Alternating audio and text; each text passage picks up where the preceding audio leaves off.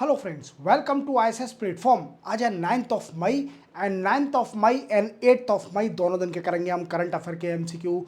देखो दोस्तों, कल मेरा वीडियो नहीं आया था और मैंने आपसे बोल के रखा है कि जिस दिन मेरा वीडियो नहीं आए उस दिन मैं आपको दोनों दिन के एमसीक्यू कराऊंगा, आपसे प्रॉमिस किया है। इसी के साथ मैं आपको बताना चाहूँगा कि अपने टाइमिंग जो वीडियो के हैं, जो नए बच्चे हैं उनको पता होना चाहिए कि मेरा वीडियो कौन से टाइम पे आता है। क्लियर। सबसे पहले सुबह 6 बजे आपको एक एमसीक्यू का वीडियो मिलेगा जिसमें आपको करंट अफेयर के एमसीक्यू कराए जाएंगे।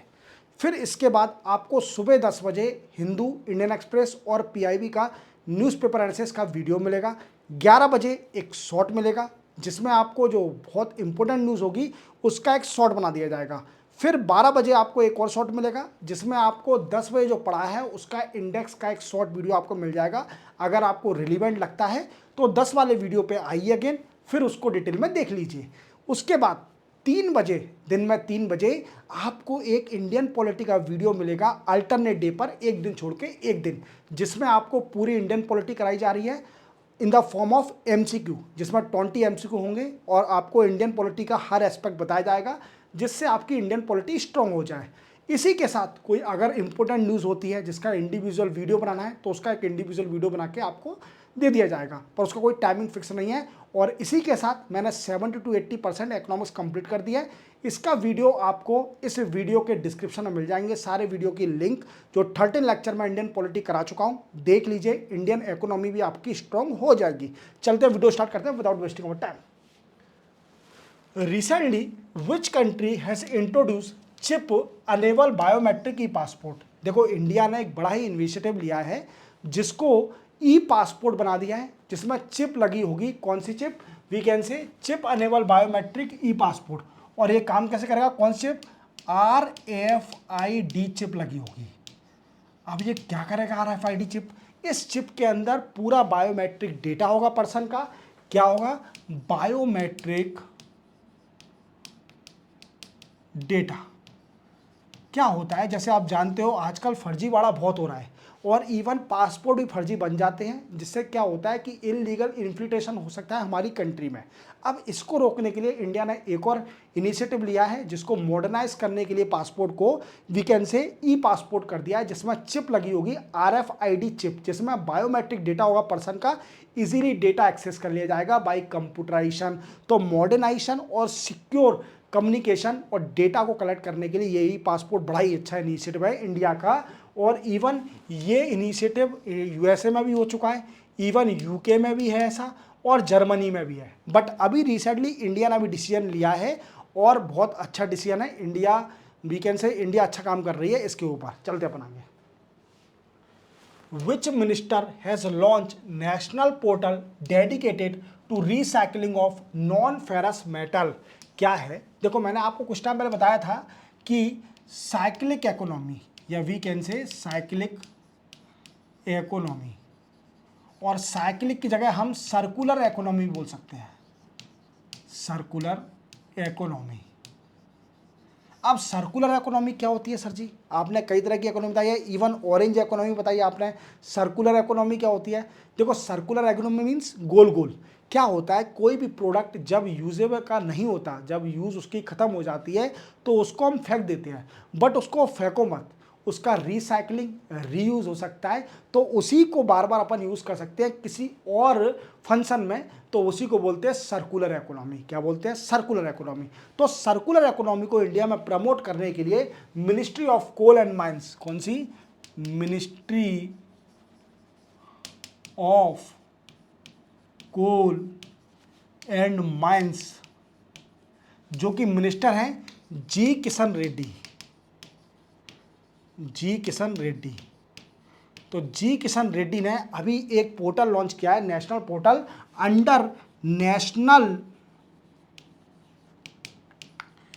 Scrap we can say recycling framework. Clear? इसी के अंडर एक पोर्टल लॉन्च किया है जो कि रिसाइकलिंग को प्रमोट करेगा। कौन सा? नॉन फेरस मेटल के रिसाइकलिंग को प्रमोट करेगा। Ministry of coal and mines ने, जो कि मिनिस्टर हैं जी किशन रेड्डी ने, इसको लॉन्च किया है। किसने? जी किशन रेड्डी। चलते अपन आगे। Which country has signed memorandum of understanding with India to deepen cooperation based on universal teaching of Buddha, compassion, wisdom और peace? देखो दोस्तों, क्या है कि आप एक बात ध्यान रखना, गौतम बुद्धा कहाँ पर, वी कैन से हमारे इंडिया में, क्लियर। तो इंडिया का भी हम कह सकते हैं कि पेटेंट है बुद्धा का, पीस क्योंकि हमारे यहाँ पर नालंदा यूनिवर्सिटी है, नालंदा यूनिवर्सिटी, जिस यूनिवर्सिटी में कई सारे बुद्धा की टीचिंग के लिए फॉरेन स्टूडेंट आते हैं, यहाँ पर पढ़ते हैं, क्लियर। तो क्या है कि बुद्धा की जो अप्रोच है, compassion, non violence, we can say peace, ये सारी टीचिंग हम सिखा रहे हैं, इंडिया सिखा रहे हैं।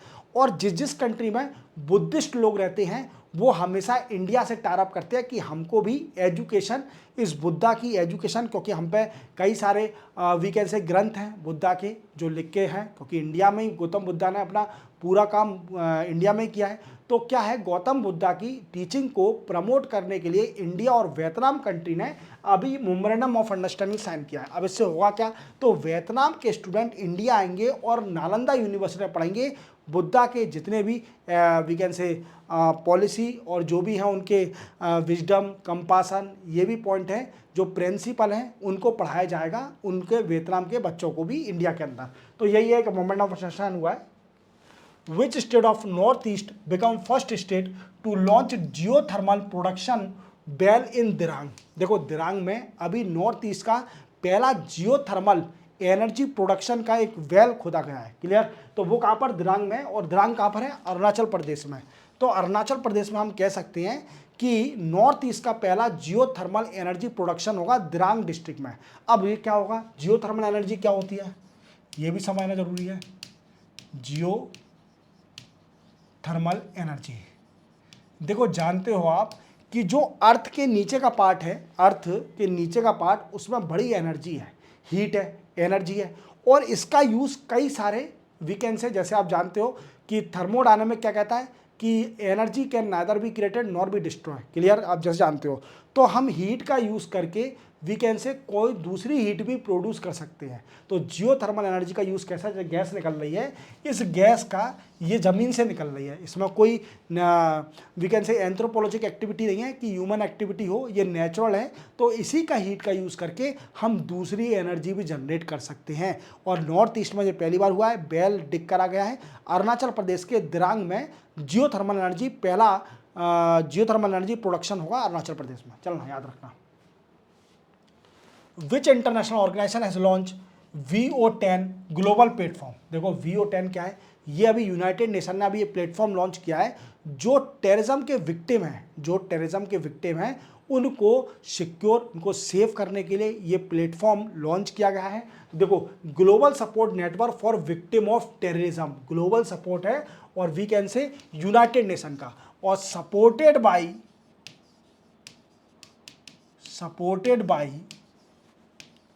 स्पेन।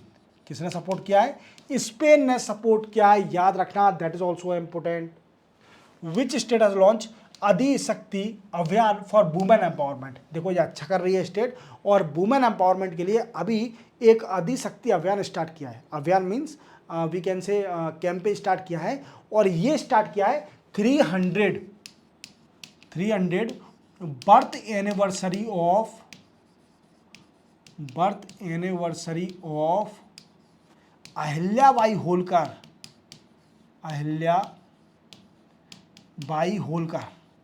और ये कहाँ, इंदौर में अहिल्याबाई होलकर, पर ये महाराष्ट्र की रहने वाली थी, शादी से पहले ये महाराष्ट्र की रहने वाली थी अहिल्याबाई होलकर।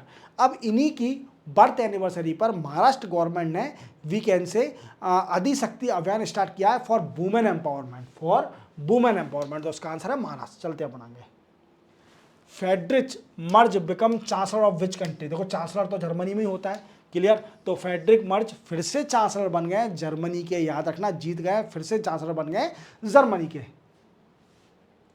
विच state has launch an education initiative Jyoti? देखो ज्योति नाम से अभी एक एजुकेशन इनिशिएटिव स्टार्ट किया है केरला गवर्नमेंट ने। अब ये क्यों किया है, देखो कई सारे माइग्रेंट वर्कर जाते हैं केरला के अंदर, क्या होता है, माइग्रेंट वर्कर जाते हैं। अब इनकी एजुकेशन, इनके बच्चों की एजुकेशन को प्रमोट करने के लिए माइग्रेंट वर्कर के एडमिशन मिल सके, जिसमें किसमें, जो कि गवर्नमेंट स्कूल हैं, गवर्नमेंट स्कूल्स और आंगनवाड़ी में जो बच्चे हैं माइग्रेंट वर्कर के, उनको एडमिशन मिल सके।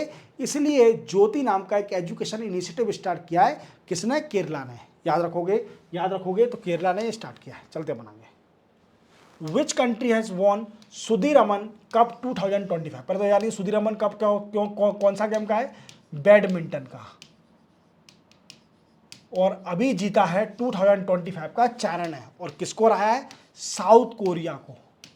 फाइनल में साउथ कोरिया को हराया है। बैडमिंटन का गेम है सुधीरमन। याद रखना, क्वेश्चन आ सकता है कि सुधीरमन कप किस गेम से रिलेट करता है। तो आपको पहले बैडमिंटन लगाना है। और 2025 का सुधीरमन कप किसने जीता है? चैरन है। और फाइनल में किसको हराया है? साउथ कोरिया को। याद रखना। 11th edition of sea trade maritime logistic Middle East conference held at which country? देखो मिडिल ईस्ट का नाम आ गया है तो डेफिनेटली मिडिल ईस्ट की कंट्री होगी। तो मैंने ऑप्शन में दे दिया है, हालांकि मिडिल ईस्ट की कंट्री है ये। और मिडिल ईस्ट की कंट्री है UAE. Clear? UAE, United Arab Emirates में ये अभी कॉन्फ्रेंस हुई। और इसका मेन मोटिव है जो सी से ट्रेड होता है उसको एनहांस करना। क्लियर? तो ये दुबई में हुई। क्लियर? और कहाँ पर? दुबई इंटरनेशनल सेंटर में। कहाँ पर? दुबई इंटरनेशनल सेंटर में हुई है। चलते बनाएंगे। Salim bin Brak become PM of which country? देखो सलीम बिन ब्राक पीएम किस कंट्री के बन गए? इंपोर्टेंट है, ये बने हैं यमन के। कहाँ के? यमन के। अब यमन से आपको एक और बताता हूँ, हाउतीस। अभी न्यूज़ में आपने कई बार देखा होगा इनका नाम, हाउतीस का। ये अभी इसराइल के एयरपोर्ट पर अटैक किया था और इसराइल ने फिर रिस्पॉन्स दिया। इवन यूएसए ने कई बार हाउतीस पर अटैक किया है। और हाउतीस करते क्या है? ये यमन में रहते हैं और रेड सी पर जितना भी ट्रेड होता है शिप से, उसको डिसरप्ट करते हैं। याद रखोगे, that is also important. Which days observe बजा World Red Cross Day? World Red Cross Day किस दिन ऑब्जर्व किया जाता है? तो मेरे दोस्तों ये किया जाता है 8 मई को। और इस बार थीम क्या है? Keeping humanity alive. क्या है? कीपिंग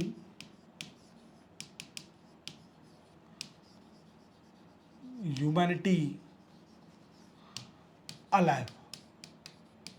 कीपिंग ह्यूमैनिटी अलाइव, ये इसकी थीम है। याद रखना 8 मई को ऑब्जर्व किया जाता है world Red Cross day. Clear? याद रखना। चलते बनाएंगे। विच डेज ऑब्जर्व बचा वर्ल्ड थैलेसीमिया डे 2025? देखो वर्ल्ड थैलेसीमिया डे किस दिन ऑब्जर्व किया था है? तो ये भी 8 मई को ऑब्जर्व किया था है। और थैलेसीमिया आप जानते हो बीमारी है। क्लियर? याद रखना, वेरी वेरी इंपॉर्टेंट। क्लियर? चलते बनाएंगे। विच डेज ऑब्जर्व बचा international no diet day? International no diet day किस दिन? तो ये 6 मई को ऑब्जर्व किया जाता है। डाइट का विशेष ध्यान रखें, उल्टे जंक फूड ना खाएं, क्योंकि आपकी हेल्थ को स्ट्रॉन्ग रखना है तो आपको घर के फूड पर ज़्यादा फोकस करना पड़ेगा एज़ कम्पेयर टू द जो भी बाहर का फूड है, जंक फूड है, इनसे बचें, अब बीमारी से बचें, क्योंकि सबसे बड़ी बीमारियों की जड़ खाना ही है। अच्छा प्रॉपर खाना खाएं और डाइट अपनी मेंटेन करके रखें, बैलेंस खाना खाएं। क्लियर? चलते बनाएंगे। इसी के साथ ये भी लेक्चर कंप्लीट होता है। मैंने आपको दोनों दिन करा दिए 8 9 के। कल और मिलूंगा, फिर संडे को नहीं मिलूंगा। कल और आएगा 10 मई का भी वीडियो आएगा, पर 11 का नहीं आएगा क्योंकि संडे है, वो बाद में बताऊंगा। क्लियर? अब आप इस वीडियो के डिस्क्रिप्शन में जाओ, इकोनॉमिक्स के लेक्चर देख लो, जिससे आपकी इकोनॉमिक्स स्ट्रॉन्ग हो जाए। That's my guarantee. क्लियर? मिलते हैं हम कल, तब तक के लिए जय हिंद।